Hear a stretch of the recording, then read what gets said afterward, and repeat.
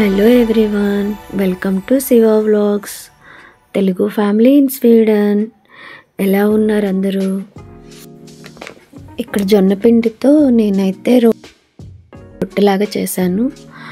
So ఇదేంటంటే ఇంట్లో ఉన్న వెజిటేబుల్స్తో అండ్ ప్రోటీన్ కోసం పన్నీర్ యాడ్ చేశాను.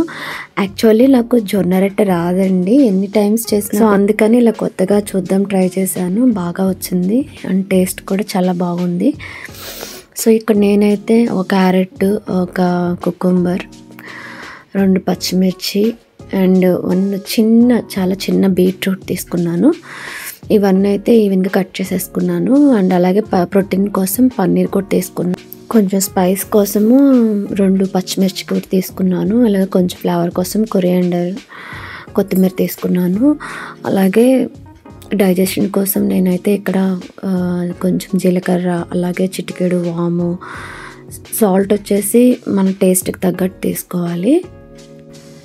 ఇన్ కేస్ ఇంట్లో ఉంటే sunflower seeds, water melon seeds కూడా యాడ్ చేసుకోవచ్చు, టేస్ట్ ఇంకొంచెం బాగుంటుంది. క్యాష్యూస్ కూడా వేసుకోవచ్చు, ఆల్మండ్స్ నానబెట్టినవి కూడా వేసుకోవచ్చు, బాగుంటుంది ఇంకొంచెం క్రీమీగా. సో నేనైతే ఈ వీడియోలో మర్చిపోయాను వేయడము. సో ఆ పేస్ట్ని గ్రైండ్ చేసేసుకున్నాక అందులో నేనైతే 1 కప్పు జొన్నపిండి అయితే వేసేసుకుని సో మొత్తం మంచిగా మిక్స్ చేసేసుకున్నాను.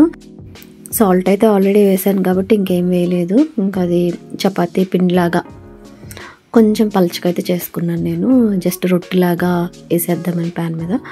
కొంచెం సేపు అయినాక నేను చిన్న ఉండలు తీసుకుని జిప్లా కవర్ ఉంటుంది కదా, దాని మీద అయితే నేను కొంచెం వాటర్ తడి చేసేసి ఇట్లా స్ప్రెడ్ చేసుకుని ఆ కవర్ మీద వేడి పెనం వేడెక్కినాక దాన్ని తీసుకెళ్ళిపోయి పెనం మీద వేసేయాలి. సో నేనైతే ఇక్కడ ఏం చేశానంటే గీ రాశాను. నెయ్యి వేస్తే కొంచెం టేస్ట్ బాగుంటుంది కదా అని చెప్పేసి అటు ఇటు నెయ్యి వేసుకుని కాల్చాను. ఇంకా అంతే. ఇంకా అది కొంచెం కలర్ చేంజ్ అయినాక కొంచెం కుక్ అయ్యాక తీసుకెళ్ళిపోయి ఇంకా ప్లేట్ మీద వేసుకొని ఇంకా తినడమే. కలర్ఫుల్గా ఉంది చాలా చూడడానికి. నేనైతే ఇక్కడ ఎగ్ ప్లాంట్ చట్నీ, పెద్ద వంకాయలు ఉంటాయి కదా, అదేను కొంచెం సైడ్ కొంచెం కర్డ్ పెట్టాను. ప్రసాద్కి ఇచ్చాను, తింటున్నాడు. ఇంతలోకి నిద్రష్ అట్రాక్ట్ అయ్యాడు ఏంటని అని చెప్పి వాడు తిన్నాడు. పిల్లలైతే చాలా ఎంజాయ్ చేస్తారు. Thank you for watching. Please like and subscribe my channel. And మీకు నచ్చితే కనుక ఈ రెసిపీ ట్రై చేయండి. నేను డిస్క్రిప్షన్లో అయితే ప్రొసీజర్ అంతా ఇంగ్రీడియంట్స్ కూడా మెన్షన్ చేశాను. బాయ్.